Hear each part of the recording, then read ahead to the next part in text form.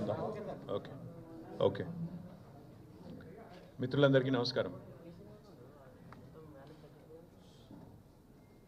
నిన్న 20 రోజులు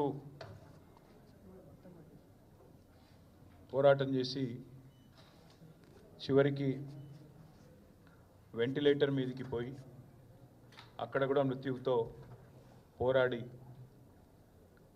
చనిపోయిన పాప వాంకిడి గ్రామానికి సంబంధించిన పాప శైలజ గారికి, వారితో పాటు ఇప్పటి వరకు కాంగ్రెస్ ప్రభుత్వం వచ్చిన తర్వాత గురుకుల పాఠశాలల్లో మరణించిన 48 మంది పిల్లలకి, వారి కుటుంబ సభ్యులకి ముఖ్యంగా మా పార్టీ తరపున ప్రగాఢమైన సానుభూతిని, ప్రగాఢమైన సంతాపాన్ని తెలియజేస్తూ, నిజంగా కూడా ఈ ప్రభుత్వం కనీసంగా పేద పిల్లలు ఎవరైతే తల్లిదండ్రులు ప్రభుత్వమే తల్లిదండ్రి చూసుకుంటుంది మా పిల్లల్ని అని చెప్పి భావించి గురుకుల పాఠశాలకు పంపిస్తారో, ఆ గురుకుల పాఠశాలల్లో ఈరోజు 48 మంది పేద పిల్లల ప్రాణాలు కోల్పోవడానికి ఈ ప్రభుత్వం ఖచ్చితంగా కారణమైంది. ఇవి మామూలు మరణాలు కావు. ఇవి ఖచ్చితంగా ప్రభుత్వ నిర్లక్ష్యం వల్ల జరిగిన హత్యలుగానే మేము భావిస్తూ ఉన్నాం. ఇవి ప్రభుత్వమే చేసిన హత్యలుగా మేము భావిస్తూ ఉన్నాం. నాకు బాగా గుర్తుంది, నా నియోజకవర్గమైన సిరిసిల్లలో ఎల్లారెడ్డిపేట గ్రామానికి సంబంధించి ఒక బాబు ఇట్లాగే గురుకుల పాఠశాల కోరుట్లలో చనిపోతే నేను పోయి ఆ కుటుంబాన్ని, ఆ తల్లిదండ్రిని పరామర్శించి వచ్చిన. ఆ తల్లి ఆ రోజు నాకు చెప్పిన మాట, నాకు జరిగిన క్షోభ ఇంకెవరికి జరగకూడదన్నా, దయచేసి ప్రభుత్వం మీద పోరాడండి, ప్రభుత్వాన్ని ప్రశ్నించండి అన్నారు. మేము ప్రభుత్వాన్ని ప్రశ్నిస్తూనే ఉన్నాం, నిలదీస్తూనే ఉన్నాం, ప్రభుత్వానికి తన బాధ్యతను గుర్తు చేస్తూనే ఉన్నాం. కానీ ప్రభుత్వం ఇప్పటి వరకు కనీసం గురుకుల పాఠశాలల్లో ఉండే పరిస్థితుల పట్ల, ముఖ్యంగా ముఖ్యమంత్రి రేవంత్ రెడ్డి ఈరోజు వరకు ఒక సమీక్షా సమావేశాన్ని కూడా నిర్వహించని మాట వాస్తవం.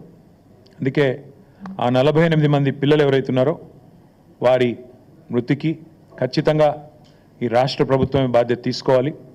రేపు శాసనసభ సమావేశాల్లో కూడా ఆ పిల్లల కుటుంబాల తరపున, ఇంకా లక్షలాదిగా ఉన్న పేద పిల్లల కుటుంబాల తరపున ప్రభుత్వాన్ని తప్పకుండా నిలదీస్తాం. ప్రభుత్వాన్ని తప్పకుండా ఈ విషయంలో శాసనసభలో కూడా 100% చీల్చి చెండాడుతామనే మాట కూడా మీకు నేను తెలియజేస్తా ఉన్నాను. అట్లాగే పిల్లలు కూడా నిబ్బరంగా ఉండండి దయచేసి. కష్టాలు, ఇబ్బందులు కొన్ని ఉండవచ్చు, కానీ ఆత్మహత్య చేసుకునే పరిస్థితి లేదా ఏమన్నా తీవ్రమైన అనారోగ్యం పాలైతే అవసరమైతే బీఆర్ఎస్ పార్టీని సంప్రదిస్తే మిమ్మల్ని ప్రైవేట్ హాస్పిటల్లో కూడా చేర్పించి మిమ్మల్ని కాపాడుకునే ప్రయత్నం మేము చేస్తాము. తప్పకుండా అట్లాంటి పరిస్థితి ఎక్కడన్నా ఉంటే తల్లిదండ్రులు కూడా భయపడవద్దని, బాధపడవద్దని, వారికి కూడా నిబ్బరంతో ఉండాలని చెప్పి కూడా ఈ సందర్భంగా వారికి విజ్ఞప్తి చేస్తూ ఉన్నాం. నిన్న రేవంత్ రెడ్డి గారు, నిజానికి నేను ఈరోజు ప్రెస్ మీట్ మాట్లాడాలని కూడా అనుకోలేదు, ఎందుకంటే నిన్ననే మహబూబాబాద్లో లగచర్ల గిరిజనులకు సంబంధించిన సంఘీభావ సభ ధర్నా ఏదైతే జరిగిందో అక్కడే చాలా విషయాలు మాట్లాడాలని అనుకోలేదు. కానీ నిన్న ఆయన మాటలు, ఆయన వైఖరి చూస్తూ ఉంటే, ఆయన లేవనెత్తిన కొన్ని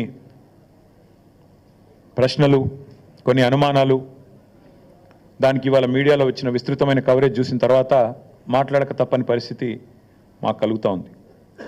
ఎట్లా ఉంది ఈరోజు అంటే, నిజంగా చూస్తూ ఉంటే ఆయన ప్రెస్ మీట్ చూస్తే అసహనము, ఫ్రస్ట్రేషను, ఒక నిస్పృహ, అంటే నేను వెనక్కి తగ్గాల్సి వచ్చింది అనే ఒక ఈగోయిజము, రాహుల్ గాంధీతో తిట్లు పడ్డ తర్వాత, ఢిల్లీకి వెళ్ళి మొట్టికాయలు పడ్డ తర్వాత సహజంగానే ఉండే కోపం అవన్నీ వెలగెక్కి నన్ను కూడా పర్సనల్గా నానా బూతులు తిట్టినాడు. నాకైతే చూస్తే ఒకటే అనిపించింది, ఇప్పుడు రేవంత్ రెడ్డి గారు 10-15 సంవత్సరాలుగా అందరికీ చెప్తా ఉండేటోడు ఎప్పటికైనా ముఖ్యమంత్రిని అవుతానని. మరి ముఖ్యమంత్రి అయిన తర్వాత కూడా ఇంత ఫ్రస్ట్రేషన్ ఎందుకు?